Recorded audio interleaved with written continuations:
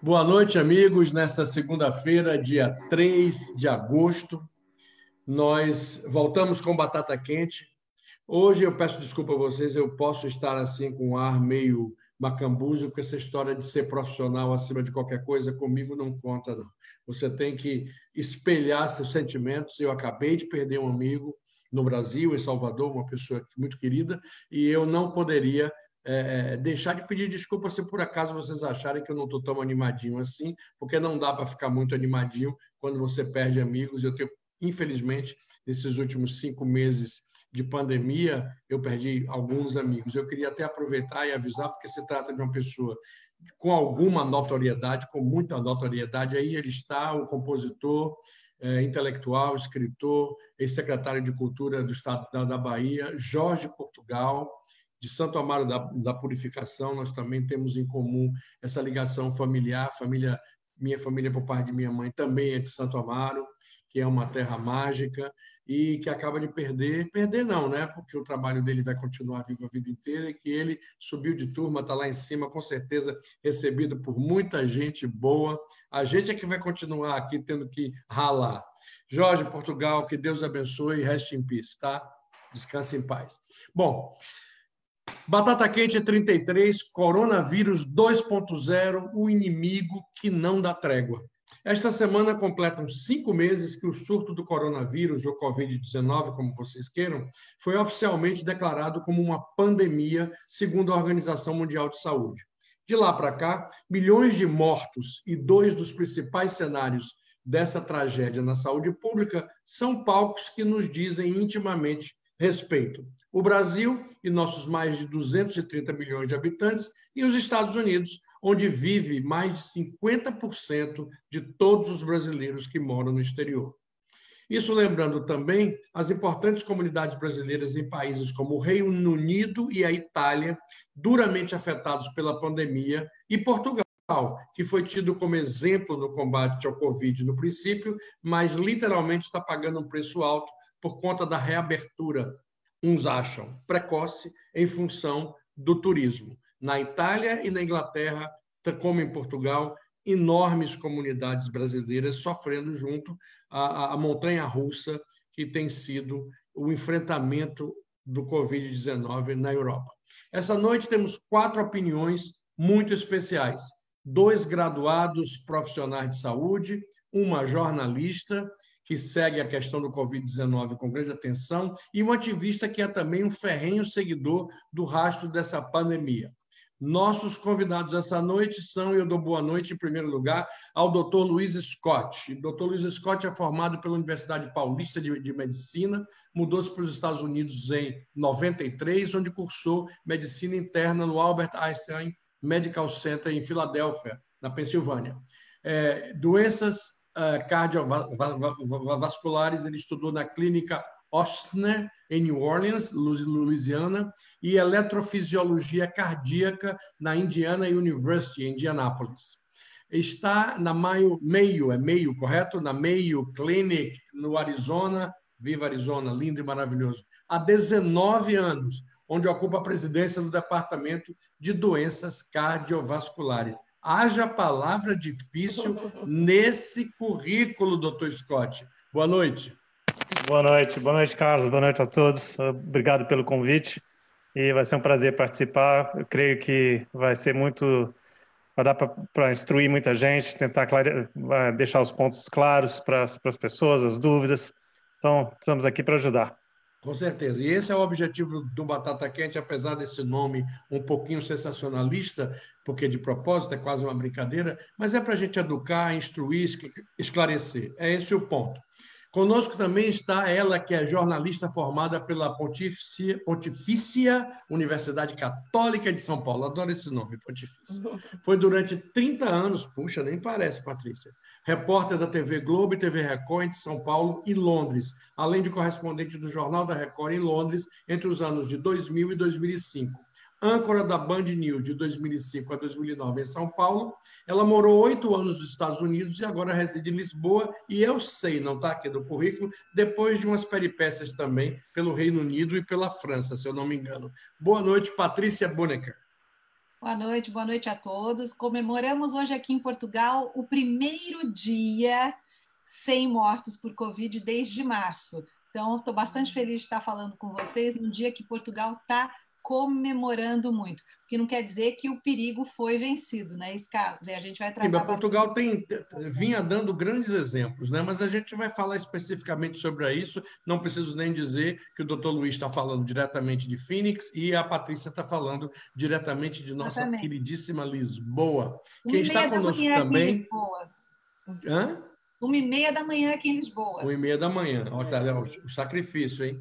Quem está Não, conosco também é a doutora Lilian Levato. Ela é cardiologista formada pela Universidade do Rio de Janeiro e pós-graduada com mestrado em administração hospitalar pela Johns Hopkins University, com mais de 14 anos de experiência na área de saúde, nas áreas de regulamentação, qualidade, gestão, saúde populacional. Ele é chefe de clínica e qualidade no grupo, um dos maiores grupos hospitalares dos Estados Unidos, o grupo Spectrum Medical Partners. Boa noite, Lilian. Boa noite, é um prazer estar com vocês. Muito obrigada pelo convite. Hoje eu vou tentar ajudar com a visão de quem trabalha dentro do hospital, não somente na cardiologia, né, doutor Luiz, que nós dois somos cardiologistas, mas na área de medicina interna, terapia intensiva, porque eu chefio clínicas de 38 hospitais diferentes aqui na Flórida, e também quero dividir com a nossa audiência todas as angústias e todas as expectativas que o profissional de saúde hoje tem em relação à população. Muito obrigado, Lilian. E completando o quarteto mágico aí, ele é nascido em São Paulo, mora atualmente em Albany, Upstate New York. É diretor de Supply Chain, ativista e colaborador engajado em projetos de apoio à comunidade brasileira e filantropia, como a Casa Brasil, no Arizona, e a If You Foundation, em Orlando.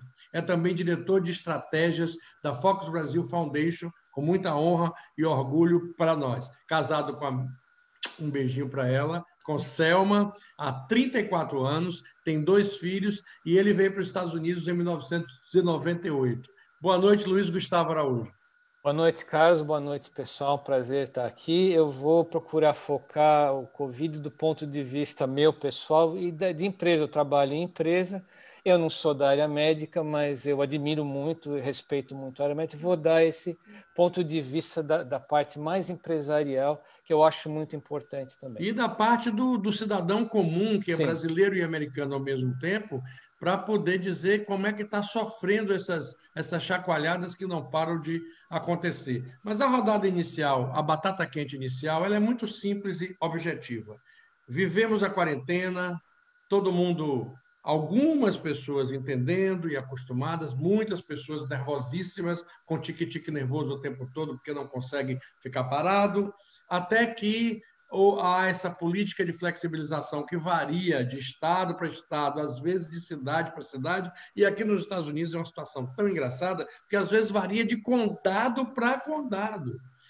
Sabe, a situação em Miami é uma, a situação em Broward é outra, e por aí vai. Aí eu pergunto, toda essa busca por uma agilização da volta à normalidade, tendo olho na economia, na atividade econômica, que é muito importante, ninguém discute isso, que preserva emprego, que gera renda, não terá sido ou não continua sendo uma armadilha, doutor Luiz?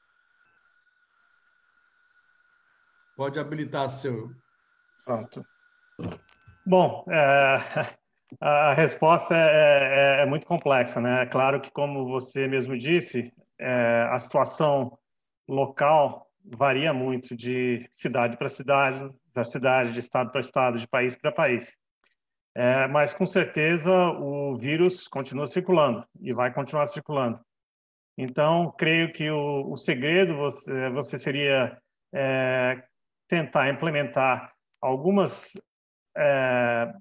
medidas de prevenção que para cada local tem que ser realmente individualizado, porque a circulação do vírus varia de local para local, mas que essas medidas possam, de algum modo, e depende do local e depende da situação, permitir que você consiga ter uma atividade socioeconômica mínima, se possível. claro, tem vários níveis de prevenção. Umas são muito eficazes, outras não. Mas você precisa ter isso bem em mente, bem planejado, para que você possa implementar, quando o vírus está em circulação alta, as medidas mais drásticas, que vai até o lockdown, o shutdown, né, de total, e em locais onde o vírus está mais sob controle, com medidas que fazem sentido, que dê para ter alguma atividade, né, socioeconômica com segurança. Vou dar um exemplo muito rápido. No hospital onde eu trabalho, que é a Clínica Mayo, no Arizona, tem mais ou menos 6 mil funcionários. A gente tem mais ou menos tiveram 100 funcionários que pegaram o Covid, mas a gente não teve nenhuma transmissão dentro do hospital. Todos vieram da comunidade. Então, por quê? Porque as medidas que foram impostas no hospital, né, as medidas de prevenção, foram suficientes para que não tenha havido nenhum caso de transmissão de pessoal para pessoal. E todo mundo está trabalhando o tempo todo. E todos os doentes estão vindo, etc, etc. Então, aí é um exemplo, né, vamos agora para uma coisa mais macro, que se você implementar medidas eficazes, dependendo da hora, na hora certa, talvez você consiga ter um controle razoável e não sobrecarregar os hospitais e manter uma atividade mínima.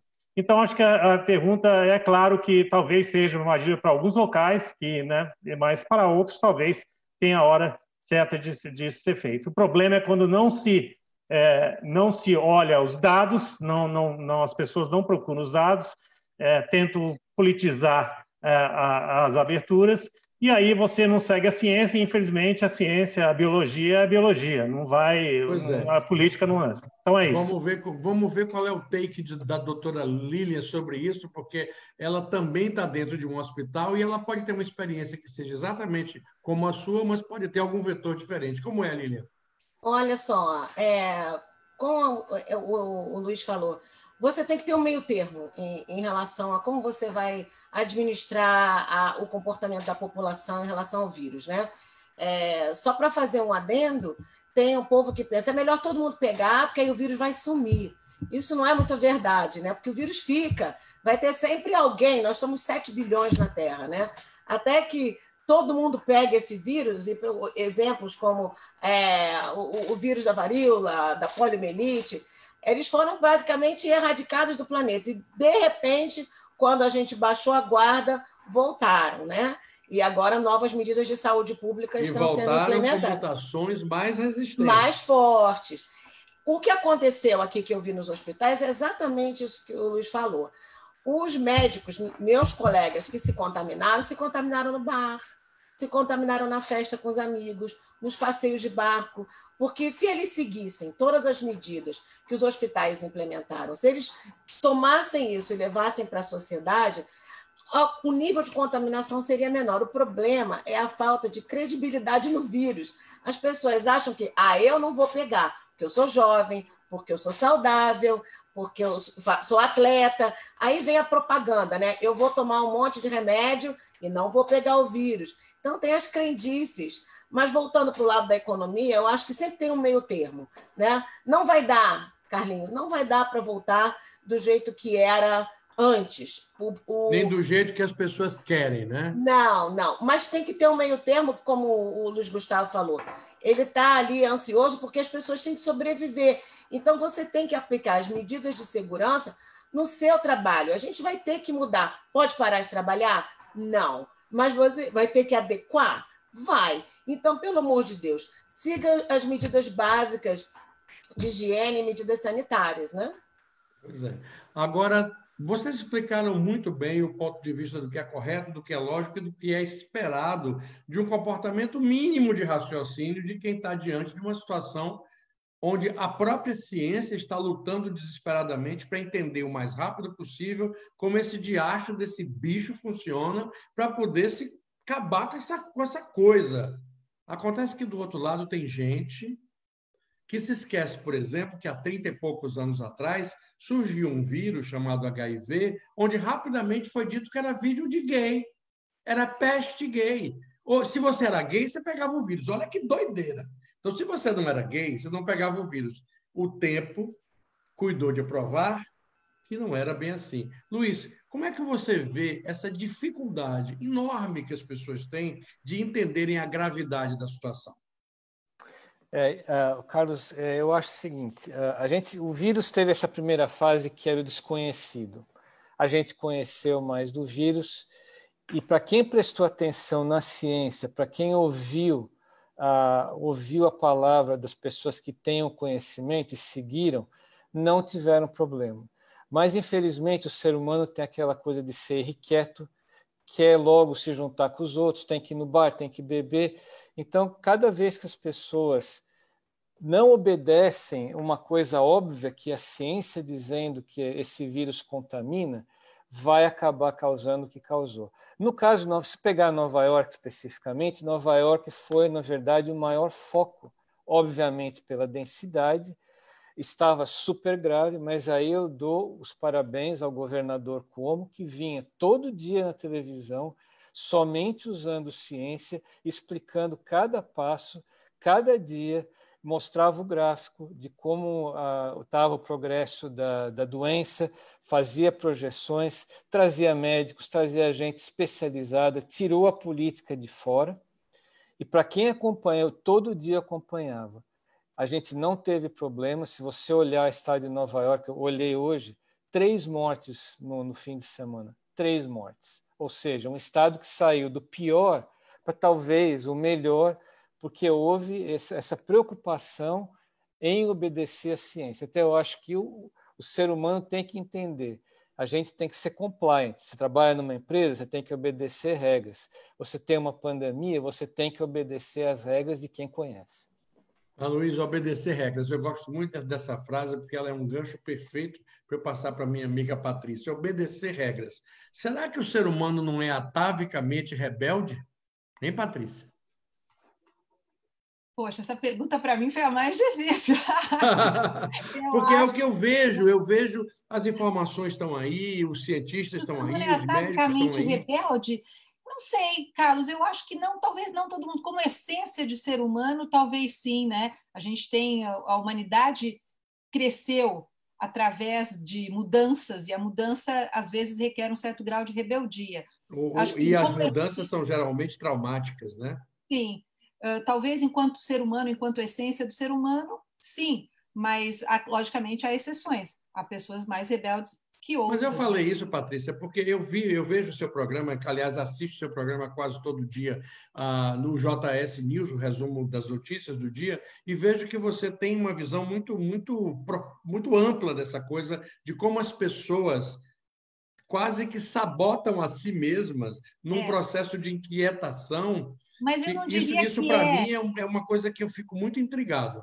Mas é que aí eu não diria que é rebeldia, eu diria que é mais ignorância, entende? Eu chamaria mais isso de ignorância. As pessoas votam contra si próprias quando elegem um determinado político, muitas vezes, né? Muitas vezes pessoas que não tinham nenhum acesso. Eu ouvi nos Estados Unidos inúmeras vezes em entrevistas pessoas que não tinham, que eram indocumentados ou americanos que não tinham acesso a seguro de saúde e dizendo que não queriam o Obamacare, né? Porque aquilo ia custar muito caro, não existe, there is no free lunch. Então, aquilo não era de graça, aquilo não ia ter, na verdade, um desconto. Aquilo era um truque da esquerda para que eles, depois, no final, pagassem uma conta mais alta. Então, as pessoas votam contra si próprias, agem contra si próprias, e acho que aí não é nem por rebeldia, eu acho que é, infelizmente, por ignorância. Porque a ignorância eu vou aproveitar problemas isso. do mundo, na minha opinião, né? Pois é, eu vou aproveitar porque você me deu uma deixa ótima agora. Será que o maior inimigo no processo de enfrentamento do Covid-19 foi exatamente estarmos vivendo num momento enorme de desinformação e fake news, doutor Luiz Scott? Bom, é difícil, mas a desinformação realmente prejudica muito. Existe boas informações, né, para todo mundo teria acesso, né? Mas, por um modo ou de outro, as informações hoje em dia muitas vezes são muito superficiais e são desinformações, né? Agora, voltando ao que você falou, eu acho que na ciência isso já é uma coisa conhecida há muitos anos, há muito tempo. A coisa mais difícil que você tem que você tenta convencer uma pessoa, um paciente, um doente, é mudança de hábitos. A mudança de hábito é uma coisa muito difícil. Todo mundo consegue tomar um remédio. Você toma um remédio aí à noite, tal. A pessoa quer ter um remédio para tudo, mas infelizmente essa é uma situação que só o remédio não dá. Então acho que pelo menos aqui nos Estados Unidos eu vejo muito isso.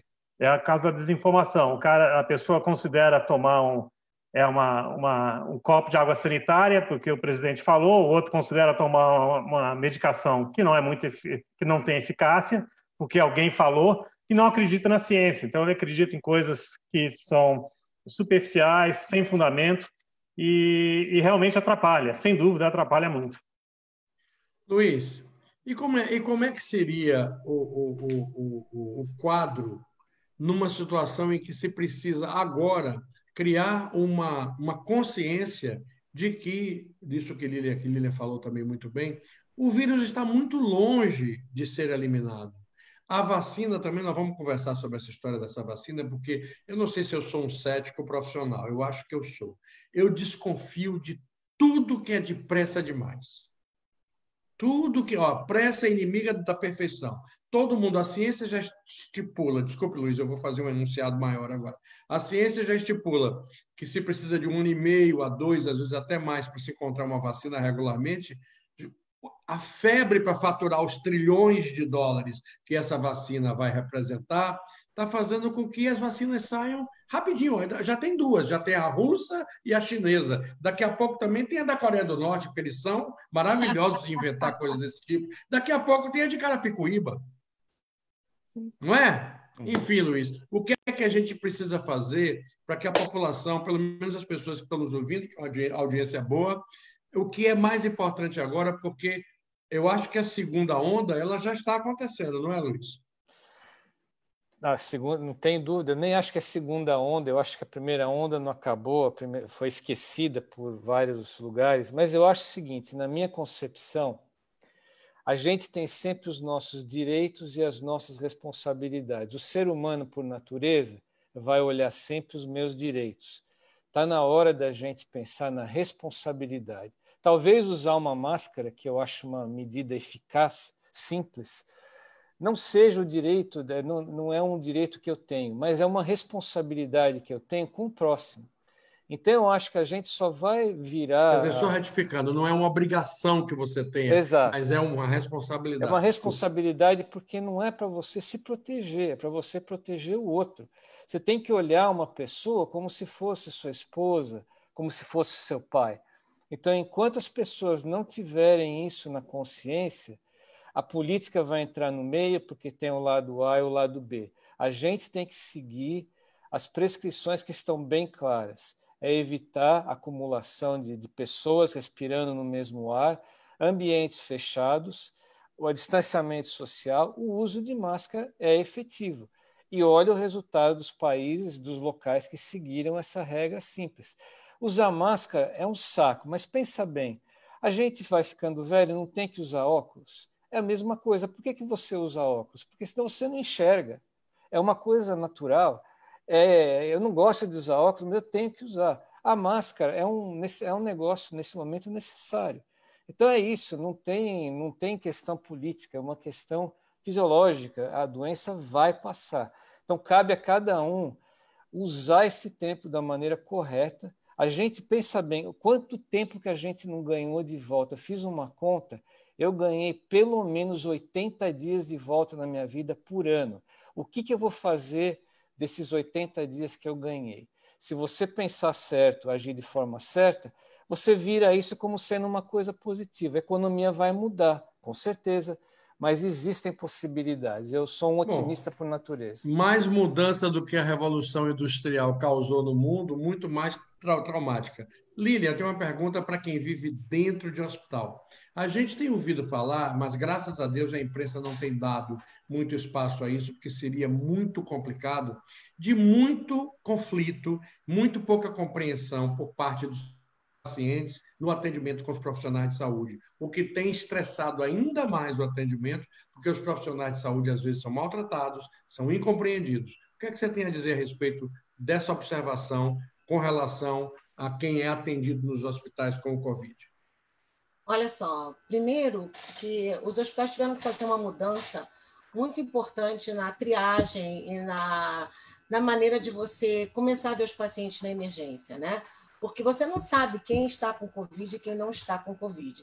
Então, muitos hospitais montaram tendas fora do hospital, dependendo dos sintomas, você era isolado, e os swabs inicialmente levavam 4, 5 dias para chegarem os resultados, agora eles chegam mais rápido, mas o problema, o estresse do profissional de saúde era muito grande. Então, o que aconteceu?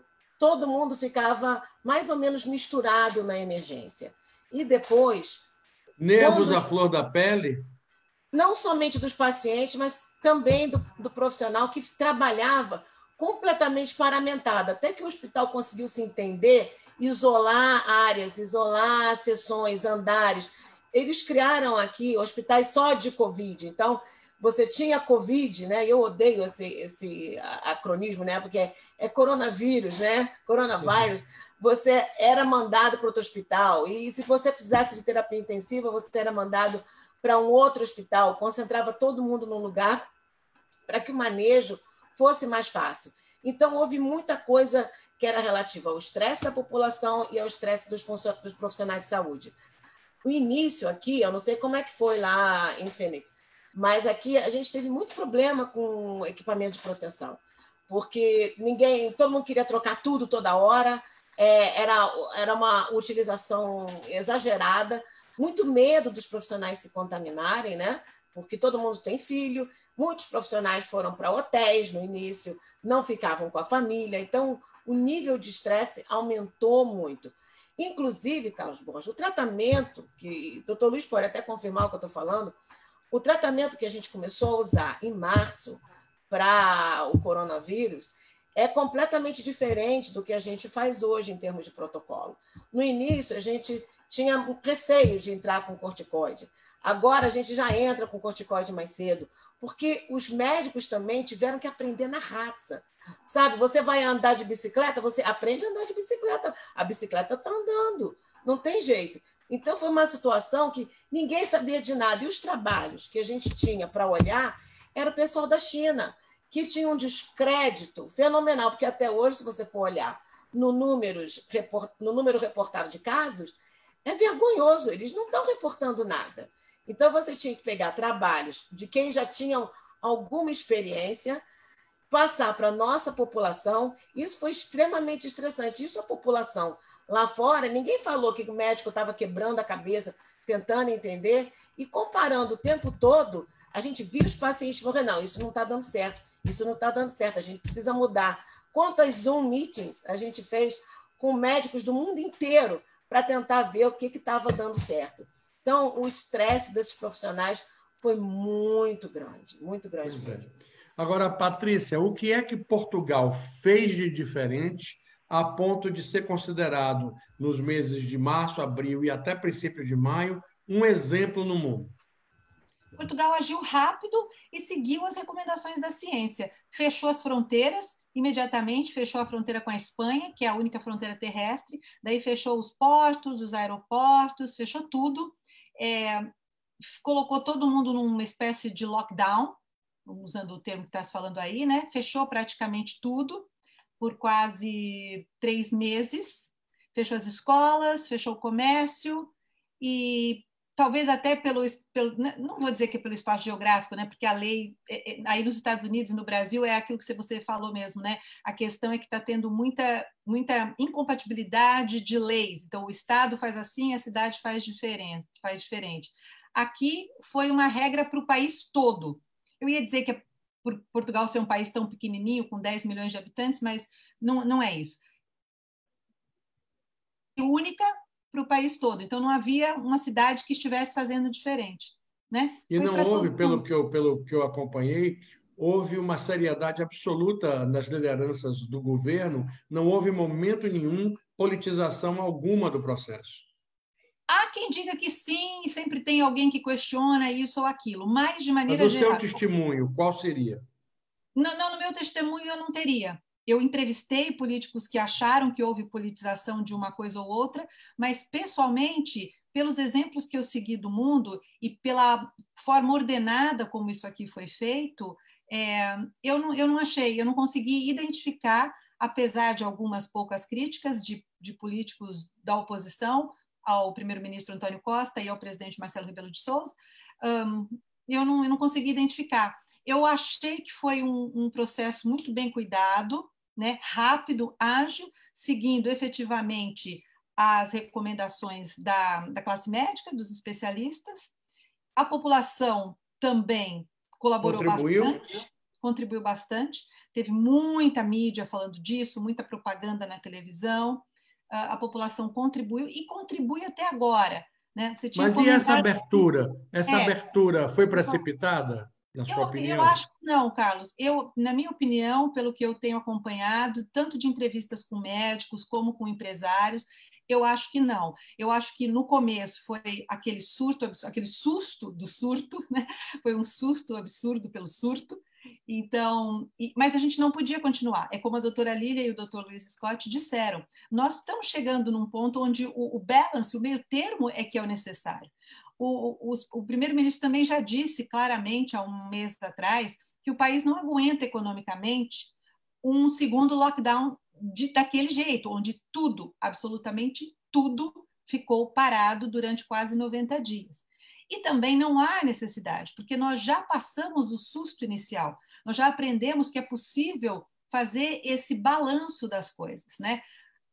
Ou seja, as atividades que são necessárias voltaram, outras que não são essenciais voltaram menos, e, logicamente, pede-se o bom senso, que é difícil de se encontrar, pede-se o bom senso de que, se você tem criança pequena, isso se fala muito aqui na imprensa, se você tem criança pequena, por exemplo, sai um pouquinho para passear, porque é difícil. Agora, se você está com ciricutico é a palavra minha, não é aqui de Portugal, se você está com ciricutico só porque você quer ir jantar fora, por favor, se controle, né? Que é mais ou menos o que a doutora Lília e o doutor Luiz falaram. Se a gente conseguir chegar nesse balanço, seria o ideal. E eu acho que Portugal, apesar de algumas críticas, não reabriu cedo demais. Prematuramente. Por questões econômicas e também porque os cuidados continuam sendo tomados rigorosamente. É proibido ir a qualquer lugar sem máscara. Não reabriu tudo. Os shoppings, por exemplo, que fechavam todos meia-noite, agora estão fechando às 8. Os restaurantes também têm limitações de 50% da capacidade e 2 metros. E os eventos públicos também estão banidos ainda, os grandes eventos. Portanto, reabriu, mas não reabriu. A nova normalidade é diferente da anterior, né? Todos os restaurantes têm que ter esses 50% da capacidade e ainda com aquele espação entre as mesas. Então, eu acho que está... E hoje comemoramos, né? Hoje comemoramos o primeiro dia sem nenhuma morte. Sem nenhuma morte. Viva Portugal, então. Agora eu quero saber de vocês a opinião que vocês têm a respeito das vacinas, da velocidade com que as vacinas estão aparecendo, do que pode existir por trás dessa velocidade e qual seria uma expectativa sensata de que a gente possa ter uma vacina com uma confiabilidade razoável. Doutor Luiz Scott. Você estava mencionando sobre as vacinas, você falou que tem 3 vacinas. Na realidade, duas, né? Eu tenho conhecimento, 2, né? Tem 14... As outras eu brinquei, eu não sei. Não, atualmente tem 14 vacinas sendo testadas em fase 1, 2 ou 3. Tem mais 2 anunciadas que estão sendo já testadas. A Rússia só faltou botar no foguete deles lá. Né? Tem 14 em fase 1, 2 ou 3 de clinical trials e tem 140 pedidos para desenvolvimento de vacina de diferentes tipos. Então, na realidade, como você disse, existe uma corrida à vacina, porque sabe quem chegar primeiro e, caso seja eficaz, vai fazer muito dinheiro. Claro. Mas acredito também que vai ter muita regulamentação com isso, quer dizer, não vai ser uma coisa que pode ser negada a ninguém, eu acho, né? Pelo menos se for uma empresa americana, eu acho que isso não vai acontecer. Uma empresa europeia, eu também acredito mesmo. Mas eu acho que os princípios de fazer-se uma vacina já existem. Na realidade, você está usando técnicos que já existem para se fazer uma vacina, está usando todo o seu conhecimento científico sobre virologia, imunologia, etc., e está aplicando esse conhecimento para o Covid-19, né? Então, na realidade, eu sou mais otimista do que você. Eu acho que a vacina tem chance de ser feita num período mais curto. O que se fez foi realinhamento de recursos para esse tipo de pesquisa, e eu acredito que mais cedo ou mais tarde, espero que cedo, vai chegar. E existe uma coisa diferente nesse desenvolvimento dessa vacina. Como você disse, você está aprendendo a andar de bicicleta com a bicicleta andando. Existe um consentimento da comunidade científica de você contribuir conhecimentos científicos de um grupo para outros, né? Porque obviamente por causa da pandemia. Isso antigamente não acontecia, era um segredo você estar desenvolvendo alguma coisa, particularmente que vai ter um reflexo econômico, financeiro muito grande para a companhia. Mas isso aí já existe. Então eu sou um pouco mais otimista. Eu acho que principalmente as vacinas que estão na fase 3, que são as de tratamento, que são dadas ao público, tem algumas que os primeiros resultados devem sair no fim de outubro ou novembro. Então, estou um pouco mais otimista, vamos ver o que dá. Hoje eu estava acompanhando o programa de Patrícia com Alex Colombini, e Alex Colombini estava danado fazendo uma pergunta que eu achei muito divertida, muito engraçada. É uma pergunta meio assim, né? Meio risqué. Mas vocês tomariam a primeira vacina que aparecesse? Você tomaria, Luiz? Eu tomaria. Se fosse não assim uma vacina qualquer, uma vacina de Então, um eu vou lhe dar trial. 3 opções. Você vai escolher a chinesa, a russa ou uma que vier lá de onde, meu Deus, de Pelotas, ou do Brasil, ou de Natal e tal. Você teria confiança na vacina chinesa? Não. Ah, tá vendo? Na russa, qual é o coeficiente de confiança na russa? Não. Também não, Para né? mim, Estados Unidos e Europa são os dois. Então você só tomaria. E você, doutora Lília? Olha só, eu estava até vendo uma entrevista hoje com o pessoal do Instituto Oswaldo Cruz pela manhã, e eles estavam falando exatamente da fase 3, né, que é o experimento na população, né, numa determinada população, e a gente está vendo como é que seria a resposta. Né? Como o vírus é muito simples, como o doutor Luiz falou, fica fácil de aplicar os conceitos de virologia e desenvolver a vacina. Se ela vai fazer efeito, se ela vai promover imunidade total, parcial, isso a gente vai ter que pagar para ver. Sinceramente, eu tomaria. Até porque a gente veio de uma... Quando eu nasci, quase não tinha vacina, né? Qualquer uma, você tomaria? Chinesa, russa, americana? Olha, eu vou dizer uma coisa muito séria, eu acho que aí vem os mitos do Covid, né? Toda pesquisa em relação à virologia, ela não é exclusiva de um país. Ela é um pool de países participando, financiadas por um determinado país. Mas, na realidade, tem pesquisadores, inclusive brasileiros, que estão participando. Tem uma da Alemanha, tem outra francesa, tem vários trials, né, que a gente está vivendo agora. Eu tomaria a primeira que ficasse disponível. Aparecesse. Primeiro, porque não vai me matar. Não vai me matar. Se as outras vacinas que eu já tomei na minha vida, a primeira vacina que teve da polio, né, que era Sabin, depois primeira Salk, depois virou Sabin, né, aquela história toda. Então, não morri, estou vivinha aqui. E eu acho que qualquer coisa que cria alguma imunidade, porque a gente está tão exposto a esse vírus, porque você está exposto quando você vai no supermercado, quando você visita outra pessoa. Eu não posso mais visitar os meus amigos. É a única maneira da gente ganhar de volta um pouquinho de liberdade, dessa que a gente perdeu agora, quase que 60%, né? Que hoje a gente só tem 40% de liberdade no normal, na maneira normal de viver, né? Bom, doutor Scott já defendeu aí a tese de que está todo mundo... Eu não sou tão pessimista assim, não. Eu só estou aqui para cutucar mesmo. É meu papel. Senão, dona Andréa não paga o meu salário. Aí não tem jeito.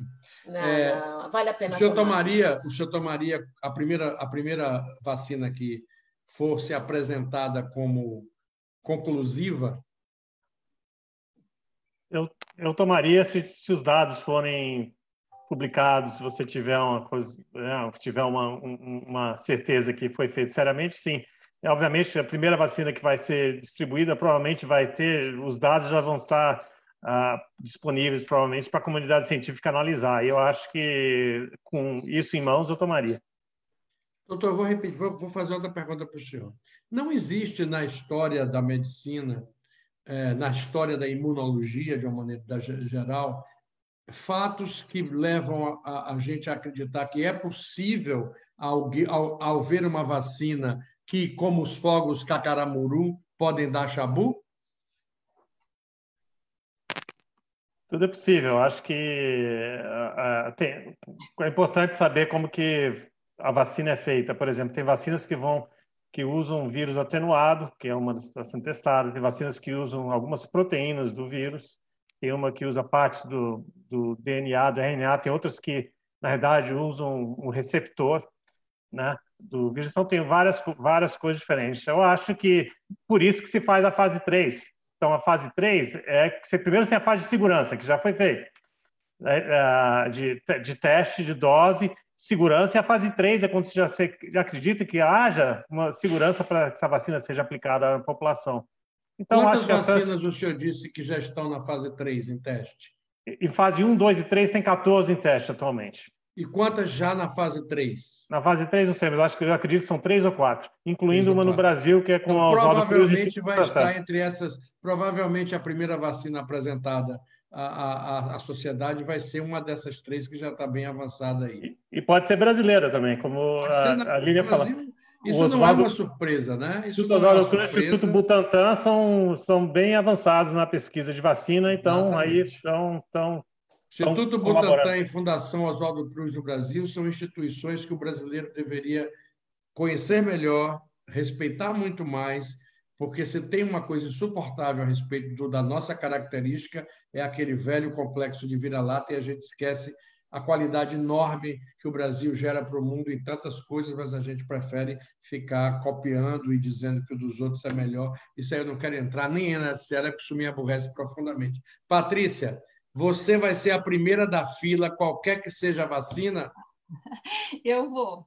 Eu estou contando o tempo assim para tomar a vacina da shingles, porque parece, da última vez que eu pesquisei, que ela só tinha 10 anos de validade, então estou esperando ficar um pouquinho mais velha para tomar.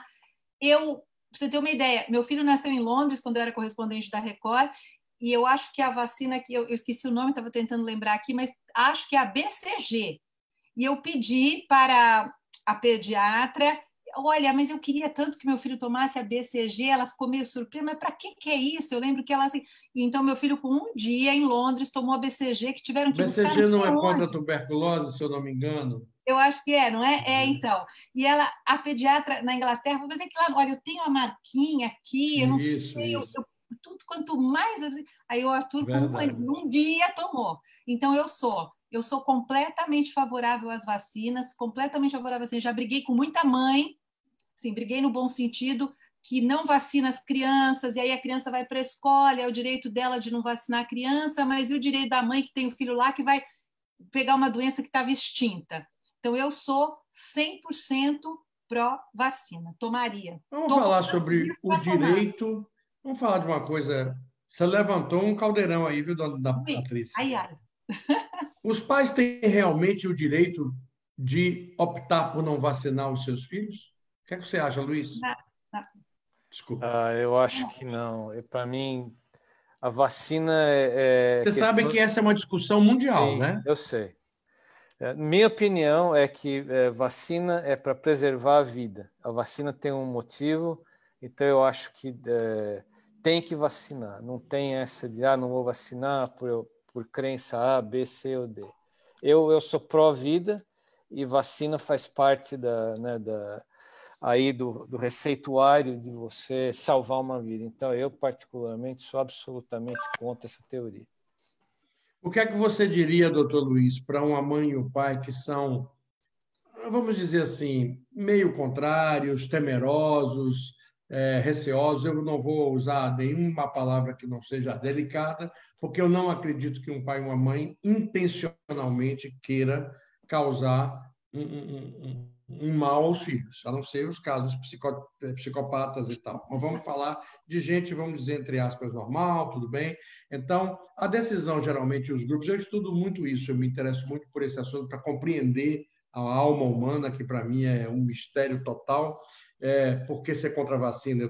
Eu tomo vacina direto, a vida toda eu tomei vacina, porque velho vai ficando velho, que nem eu, aí ele volta a tomar um bocado de vacina. É impressionante como a gente, depois de 60 anos, fica repetindo o template de bebê. Tudo vai ficando assim, vai procurando colo, vai fazendo dengue, daqui a pouco, deixa para lá. Então, o que dizer numa situação tão grave como essa, em que a imunização é o objetivo de todos, o que dizer para pais que ainda relutam com relação a vacinar os filhos com essa vacina que vem aí? Eu acho que quem está relutante ainda é convencível, né? Mas pessoas que são realmente contra a vacina é como se fosse uma crença, uma religião, é difícil você convencer, né? Mas vai ao que o Luiz falou, é a saúde pública versus direitos individuais, né? Você pode afetar a saúde pública, daí você tem seus direitos individuais, mas primeiramente você tem que a saúde dos outros, né? Saúde pública. Mas o que eu tento fazer quando alguém está relutante de tomar alguma vacina, mesmo que vocês falaram, né, de shingles, etc., outras vacinas para fazer para adultos, eu sempre falo que, na realidade, são muito seguras.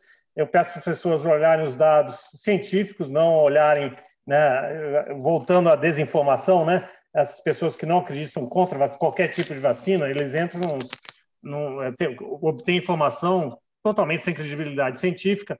Eu tento que as pessoas vai no website do CDC, do Ministério da Saúde, da Sociedade de Doenças Infecciosas e pega a informação correta. Vários hospitais têm websites que falam sobre vacina, é isso que eu tento orientar, né? Mas é complicado. Volta ao que a gente discutiu antes sobre comportamento humano, né? Às vezes é muito difícil você tentar convencer, mudar um comportamento humano.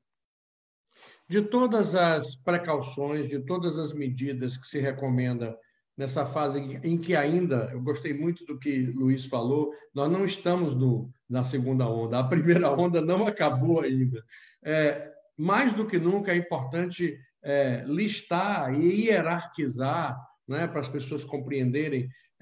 Mas eu tenho que ficar em casa, eu tenho que usar máscara, eu tenho que lavar a mão, eu tenho que não sei o quê, eu tenho que... Vamos hierarquizar. O que é, doutora Lília, o item mais importante no cuidado com relação à transmissão do Covid? Olha, eu acho que primeiro é como você convive em sociedade, né? O uso da máscara é essencial. Não é só para o médico que está no hospital, como no início do ano a gente fazia, que a população nem queria saber. É importante tirar os mitos, porque isso me tira do sério, Carlos Borges.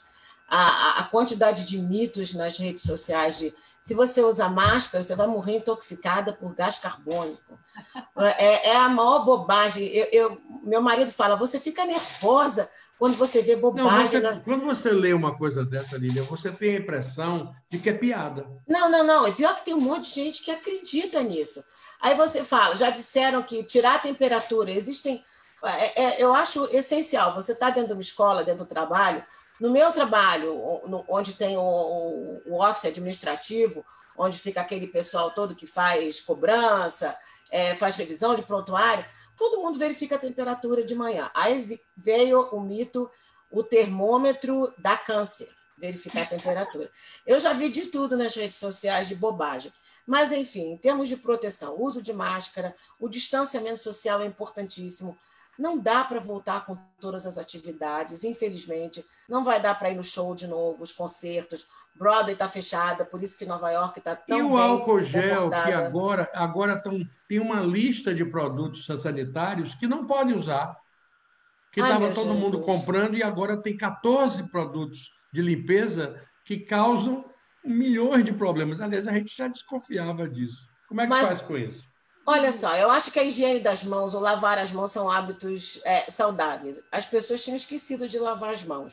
Os médicos, felizmente, e os profissionais de saúde, eles não esquecem de lavar as mãos. A gente, quando entra para ver cada paciente, a gente lava a mão até na frente do paciente, para ele se sentir confortável em estar na nossa frente, né?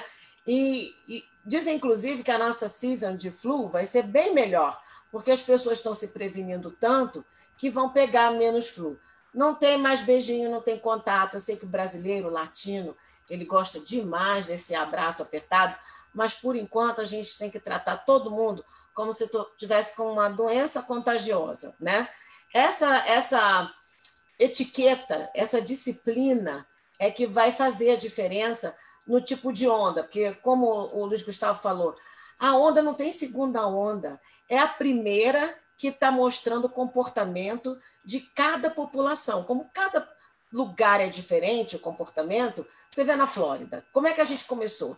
Não tinha casos, os hospitais estavam vazios, a gente fechou tudo aqui, não aconteceu nada. De repente, o governador, envolvido com a economia, politizando a pandemia, resolveu abrir tudo. Aí agora a Flórida, o estado da Flórida, é o foco da pandemia em todos os Estados Unidos. Isso é uma vergonha, a gente estava tão bem, de repente a gente não soube administrar. Entendeu? Por quê? Ninguém quer usar máscara. Aí foi um problema de liderança. Com certeza, mas a liderança faz toda a diferença. Por que Portugal deu certo, né? Como eu faço gerenciamento de população, aí o doutor Luiz vai entender o que eu estou falando. 10 milhões em termos de população é fácil de você liderar, porque você não tem divisões de liderança. As pessoas são mais... Elas tendem a seguir uma liderança só por causa do volume de gente.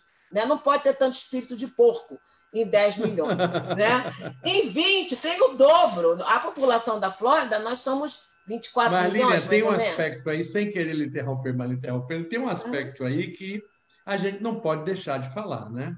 Tem algumas populações de alguns países, e Portugal é um bom exemplo disso, onde existe já um nível de consciência, de educação e de civilidade que faz com que o sujeito, pelo menos, pense 30 segundos antes de dizer qualquer coisa. A gente sabe que nos Estados Unidos não é assim. Nesse ponto, é muito engraçado que Brasil e Estados Unidos tenham acabado na mesma masmorra do Covid. Né? Um muito rico, o outro não tão rico assim, mas estão lá de mãos dadas aos beijinhos. Por quê? Porque nós temos um vírus de impulsividade, sem raciocínio e sem sofisticação intelectual, que é muito, muito ruim. Luiz está lá assim concordando. Fala, Luiz! É por aí, Carlos. É inacreditável. A pessoa que não... É o imediatismo. A gente hoje vive... O tempo é como se o mundo fosse acabar amanhã. Você quer viver tudo. E quando acontece isso, a gente precisa valorizar o tempo. Tudo tem seu tempo. Acalma. Use o seu tempo, tem tanta coisa boa que você pode fazer dentro da sua casa. Eu talvez sou um exemplo disso. Porque, como eu falei, eu ganhei 80 dias de volta, que eu estava viajando que nem um maluco, para cima e para baixo. Hoje eu estou em casa. De casa, você não imagina as coisas que eu consigo coordenar, seja para a filantropia, seja na minha empresa. Então, é só a gente aprender a valorizar o tempo. Vai aparecer a cura, tudo vai voltar ao normal, mas vamos dar tempo ao tempo, vamos seguir regras bem simples. É como acho que a doutora falou. Patrícia, eu vou passar para ela agora, porque se eu bobear, a Patrícia vai dormir. Eu estou aqui, sabe por quê, Patrícia lá, coitada, já é 2h30 da manhã. Coitada. Ela fez o maior sacrifício para estar nesse programa, e eu estou aqui monitorando ela, ela já está 45% do toldo, né? Mas está prestando atenção, que eu sei que está. Viu, Luiz? Eu vou passar isso que você está falando para ela para perguntar o seguinte. Você também acredita, Patrícia, que a cultura do povo português foi um fator positivo a ajudar nesse processo? Sim, acho que sim. Olha, não se preocupe não, tá? Que eu não durmo antes das 3. Foi só para provocar, foi só para provocar. Inclusive com essa pandemia a gente mudou, né? Os jovens, principalmente os adolescentes, estão dormindo 5 da manhã. Mas enfim, eu acho que sim. Eu acho que a cultura, apesar de eu ser de família portuguesa, nem eu sabia. Quando nós mudamos para cá o ano passado, meu filho teve que voltar um ano atrás no high school e quase 2. Eu não esperava que Portugal tivesse com um nível de educação até o high school comparado com a Suíça. Né? Realmente existe um novo Portugal, isso é uma coisa maluca, né? Da ideia que alguns tinham e que realmente era na época de Salazar e nos anos 70, 80, existe realmente hoje um novo Portugal integrado na comunidade europeia e com um nível de educação altíssimo. Então, eu acho que, com certeza, que a gente falou no começo, né? Onde tem menos ignorância, isso é mais fácil de administrar. E talvez, eu ia falar, depois não falei, mas a doutora Lilian falou, talvez a quantidade de pessoas também, 10 milhões, é realmente mais fácil de administrar. Mas acho que o nível educacional e aí não vai nenhum tipo de defesa do socialismo contra o capitalismo, até porque eu sou um pouco mais capitalista, totalmente anticomunista, mas o que existe aqui nos países socialistas aqui da Europa, o nível educacional ele é mais equilibrado, né? Você vê menos disparidades, como no Brasil, por exemplo, com aquelas disparidades fantásticas, né? Gaps enormes. Como nos Estados Unidos também. Nos Estados Unidos Nos Estados também. Unidos também. Menos Não no talvez Brasil. com os mesmos abismos idênticos ao Brasil, mas esse é um grande mito. Os Estados Unidos são um país de grandes desigualdades sociais e culturais. Aqui, se você pensa nos países europeus, a grande maioria com universidades públicas, um sistema de saúde público, as melhores universidades aqui de Portugal são as públicas, na Europa também, ou tem tuitions muito pequenininhas, né? Então, o nível educacional, além de alto, é mais equilibrado, portanto, ele é mais homogêneo, e isso, com certeza, facilita. Influenciou. Olha, nós chegamos quase ao final do programa, nem parece, né? Já passamos quase uma hora conversando aqui, e eu tenho uma rodada final onde eu quero fugir um pouco da questão puramente médica ou de sanitária ou de imunologia, para falar do aspecto mais humano, do aspecto sociológico, do aspecto mais psicológico. Se diz muito que a pandemia, o coronavírus, né, vai mudar a sociedade humana para sempre, que vai ser um fator determinante e divisível e divisor de águas de uma forma muito radical. Eu tenho minhas dúvidas, como sempre, eu tenho minhas dúvidas, que eu acho que o ser humano, quando abrir a cancela, a boiada vai querer voltar para repetir tudo que estava fazendo, certo ou errado. Mas nas conversas todas que eu tenho tido, eu sou bem minoria. A maioria das pessoas acredita que vai haver uma grande mudança. Eu quero saber de vocês, fazer essa reflexão no final. Vocês acreditam que, saindo dessa situação, voltando para uma situação em que não seja exatamente igual à do passado, mas que seja esse novo normal, não gosto desse termo também, mas enfim, vocês acreditam que nós, como sociedade humana, vamos ficar diferentes, vamos ser transformados? Eu começo com você, Lilian. Ok. Olha só, eu não sou tão crédula numa modificação tão drástica. Tá? De 100 em 100 anos, a gente tem algum evento, 102 anos atrás, né, a gente teve outra pandemia que trouxe muito desenvolvimento tecnológico, trouxe muita coisa médica boa. Eu acho que esses eventos eles trazem mais avanços científicos, mais tecnologia para a nossa saúde, melhores protocolos, melhor maneira de lidar com os pacientes. A gente está aprendendo muita coisa durante essa pandemia. Agora, em termos de sociedade, eu acho que uma parcela da sociedade vai aprender a lição, vai ser melhor, mas eu não acredito, por causa da disparidade, Carlos Borges, porque se fosse todo mundo mais equilibrado, talvez depois dessa pandemia, o que vai acontecer é que a Europa, como a Patrícia estava falando, que tem uma homogeneidade mais cultural, com o pessoal asiático, né, para o Japão, não é novidade andar de máscara, não é novidade, toda essa parafernália que a gente está vivendo hoje. Algumas culturas vão se sobressair e outras vão evoluir, infelizmente.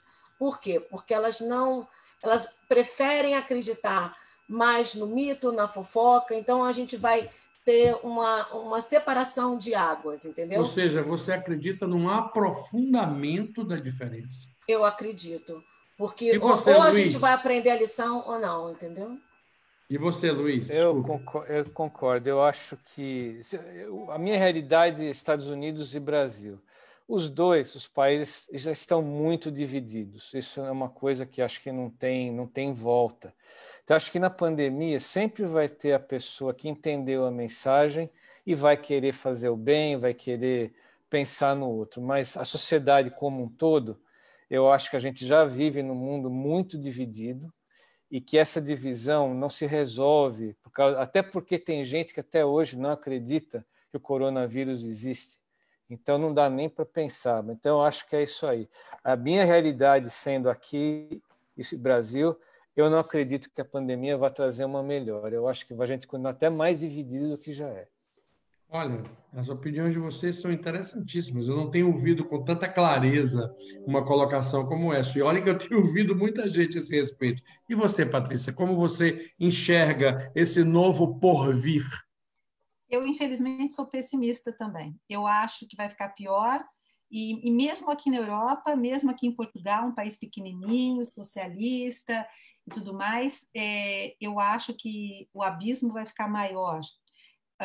A gente já soube aí, né? Os bilionários, trilhardários do mundo ficaram mais trilhardários nesses últimos meses ou semanas.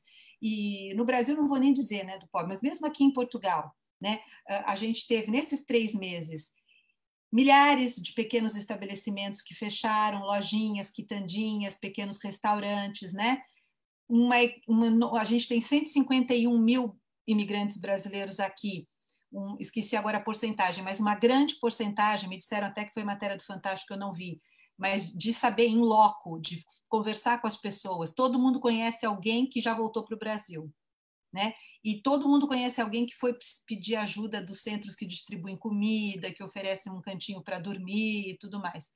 Então, mesmo aqui num país socialista e pequeno, acho que o buraco ficará maior, infelizmente.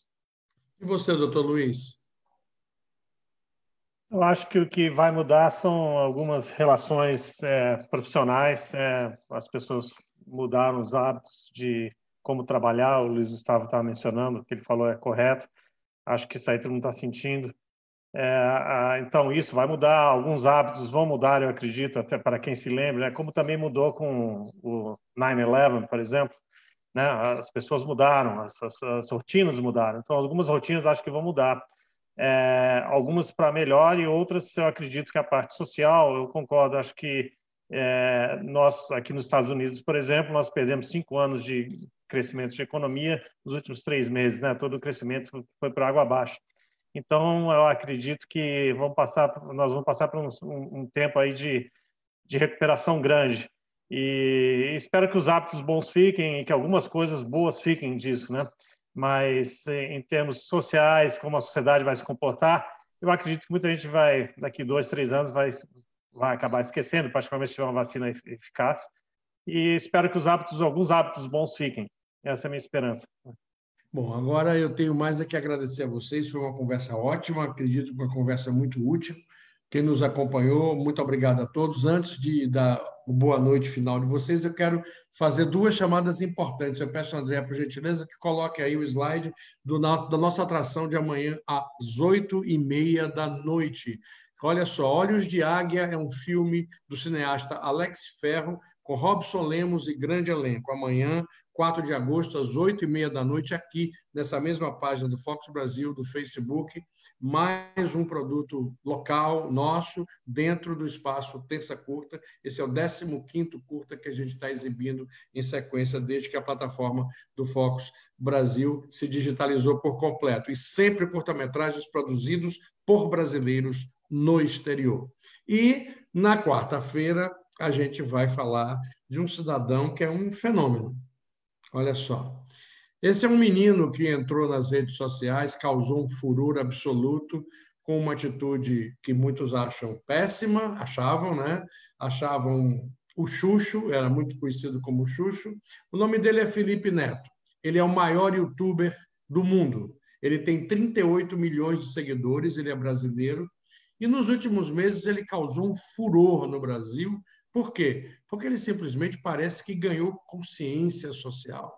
Ele começou a falar sobre o papel social do influenciador, ou seja, ele começou a desconstruir o mito que ele havia construído e metade da galera, o Brasil é assim, tudo fla-flu, né? Metade da galera acha que ele está sendo sincero nessa mudança e metade acha que ele é um embusteiro, vou usar uma palavra bem antiga, para não dizer nada errado. Bom, nós vamos discutir Felipe Neto. Quem tem medo de Felipe Neto? Que ele é uma força descomunal na comunicação, indiscutível. Capa do site do New York Times, um vídeo encomendado que bateu todos os recordes de audiência no site do New York Times. Tá?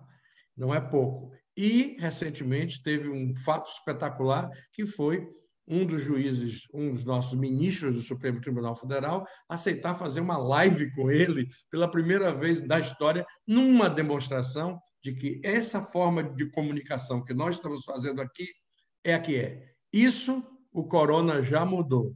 Gente, muito boa noite, muito obrigado, doutora Lilian, um carinho enorme, prazer enorme ter você aqui. Doutor Luiz, ganhamos mais um grande amigo, graças ao Luiz Gustavo, que só traz coisa boa para a gente. Luiz Gustavo, muito obrigado por seu carinho. Patrícia Búnica, e eu deixo uma palavra finalzinha de vocês, só para dar um alô. Doutora Lilian. Olha só, eu peço para todo mundo que está me ouvindo respeitar o vírus, se proteger, mesmo que você conheça alguém que só tenha tido sintomas leves, o vírus é uma loteria, ele pode se apresentar em formas gravíssimas, então a melhor maneira de você é se proteger. Então use máscara, use álcool gel e vamos enfrentar até a vacina chegar, tá? Mantenham-se protegidos, por favor. Beleza. Doutor Luiz. A minha mensagem vai ser mais ou menos a mesma. Acredite que o vírus está circulando, faça a sua parte, se cada um fizer a sua parte, a gente consegue, pelo menos, continuar levando isso com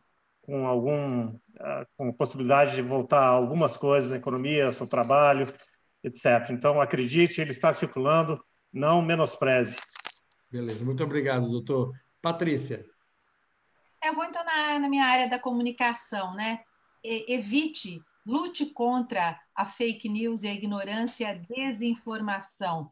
Tá? Isso vai se ajudar tanto quanto o lado científico, é o que eu posso fazer na minha área de comunicação. E se fosse pedir alguma coisa, pedir um pouco de solidariedade, porque eu acho que, como a gente estava falando, os pobres vão ficar mais pobres e aqueles que puderem colaborar e ajudar vão estar aí fazendo algo impagável. Muito obrigado, Patrícia. E você, Luiz? Eu acredito muito naquela ideia do servant leader, ou seja, você pode ser um bom líder se você aprender a servir os outros. Então, acho que essa época é a época que a gente tem que pensar no outro, porque quando a gente olha ao redor, a gente vê o quanto a gente é privilegiado. Então, ajudar o próximo tem que ser o nosso foco e é uma coisa, para mim, muito importante. Muito obrigado. Para nós, Luiz, eu faço das suas palavras as nossas, essa é a nosso credo, é nisso que a gente acredita. A vida só tem sentido se você puder transformar a vida de alguém, ajudar alguém que precisa e que não tem as oportunidades e os privilégios que nós temos. Eu deixo essa mensagem aqui, agradeço a todos mais uma vez, uma boa noite e a gente se encontra na quarta-feira com Batata Quente. Obrigado.